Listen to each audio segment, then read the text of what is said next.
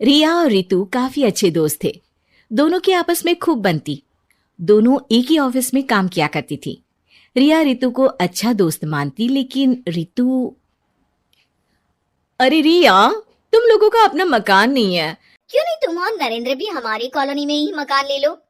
हाँ यार, आइडिया तो अच्छा है, लेकिन इतने पैसे आएंगे कहाँ से? अरे, हमारे होते हुए तुम्हें घबराने की जरूरत नहीं है। रुको, मैं अपने दूर के एक भाई से बात करती हूँ। उसका यही काम है, लोगों को घर दिलाना। थोड़ा सा कमीशन लेता है, लेकिन मार्केट के रेट से कम दामों में घर भी दिला देता है। अरे वाह, तुम अपने भाई से बात करो, मैं नरेंद्र से बात करती हूँ। रितु रिया के जाने के बाद अपने भाई को फोन करती है। अरे भाई, कोई मकान बिक रहा हो तो बताओ, मेरी एक सहेली को चाहिए। अरे है ना, पूरे 40 लाख का है। ओ भाई, ठीक है, फिर मैं उसे 45 लाख का बोलूंगी। दोनों मिलकर 5 लाख का आधा आधा बांट लेंगे, ठीक है? रितु रिया को मकान दिला देती है, लेकिन एक दिन उसका नया मकान देखने नरेंद्र की बहन आती है। अरे भैया, मकान तो अच्छा है, कितने का लिया? तुम्हारी भाभी की सहेली ने दिलवाया है, बड़ा ही ठीक रेट में मिल गया नीरू, सिर्फ 45 लाख का। तभी नीरू का पति बोलता है, नरेंद्र, ये तो बहुत महंगा है। मेरे दोस्त ने भी यही मकान सिर्फ 38 लाख में लिया है।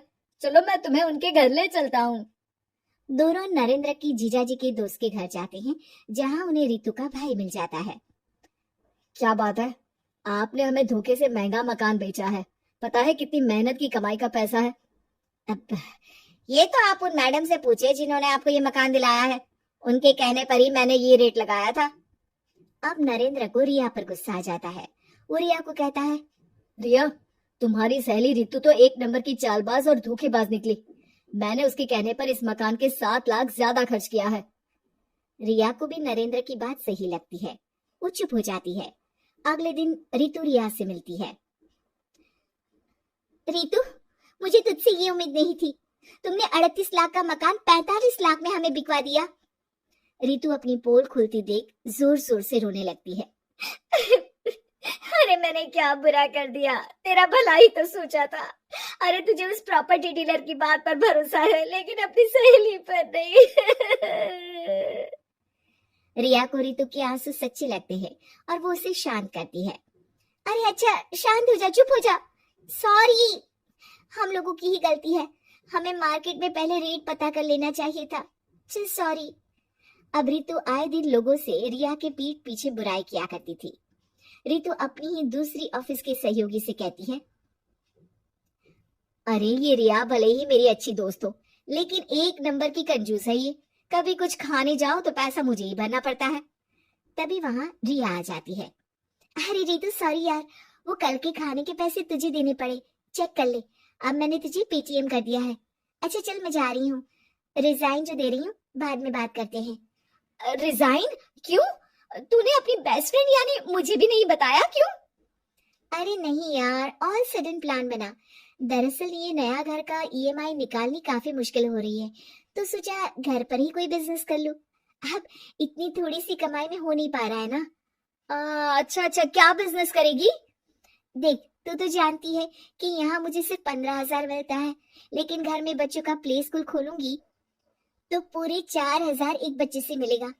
10 भी आ गए बच्चे तो पूरे 40,000 की कमाई, वो भी घर पर रहकर। है ना अच्छा आइडिया? रितु को रिया की बात से जलन होती है। वो कहती है, अरे फिर 10 क्या 50 बच्चे का ही सोचना। अरे कहाँ यार, घर में इतनी जगह कहाँ। सुन ना, एक काम करते हैं, हम मिलजुल कर किराए का मकान लेकर उसे सजाते हैं। फिर ज्यादा कमरे होंगे तो ज्यादा बच्चे आ सकेंगे ना। हाँ, लेकिन मैं एक बार नरेंद्र से पूछ लेती हूँ।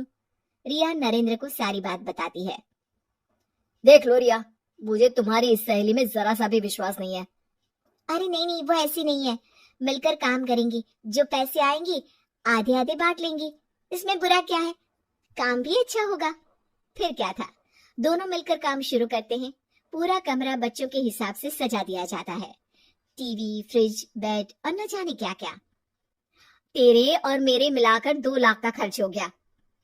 अरे कोई बात नहीं, पैसे कमाने के लिए इन्वेस्टमेंट तो करनी पड़ती है। अब इतनी बड़ी रकम है, अच्छा है कि दोनों ने मिलकर कर ली, वरना एक के बस की तो बात नहीं है। हाँ, लेकिन अब मैं ना एक बात बोलना चाहती हूँ। देखो, पिछले 2 महीनों से जब से ये काम चल रहा है, सारी मेहनत मेरी ही है। मैं ही सारा सारा दिन यहाँ का काम देखती हूँ। तो अब मैं तुम्हारे साथ ये काम नहीं करूंगी, अकेले मैं ये स्कूल चलाऊंगी। अरे ऐसे मत बोलो रितु, मैंने नौकरी भी छोड़ दी। थोड़ी बहुत सेविंग्स थी, वो भी मैंने स्कूल को बनाने में लगा दी। अब यार, तुम तो आलसी भी हो, मुझे नहीं लगता तुम ये काम कर पाओगी। रितु, नरेंद्र ठीक बोलते थे, तुम भरोसे के लायक नहीं हो। ये मेरी गलती है कि मैंने तुम पर विश्वास किया। अच्छा जी, तो गलती की ना। मैं तुमको तुम्हारे पैसे धीरे धीरे करके दे दूंगी। अच्छा होगा कि अब तुम यहाँ से निकल जाओ। बेचारी रिया सर झुकाकर घर वापस आ जाती है। नरेंद्र, वही हुआ जिसका डर था। रितु ने मुझे पार्टनरशिप से हटा दिया। मैं ये बात जानता था रिया, लेकिन मैंने तुम्हें इसलिए फोर्स नहीं किया क्योंकि जब तक तुम खुद धोखा नहीं खाती तुम्हें अकल नहीं आती। हाँ, लेकिन अब वही जो पहले सोचा था। और फिर क्या, रिया घर से ही बच्चों को संभालने का काम शुरू कर देती है।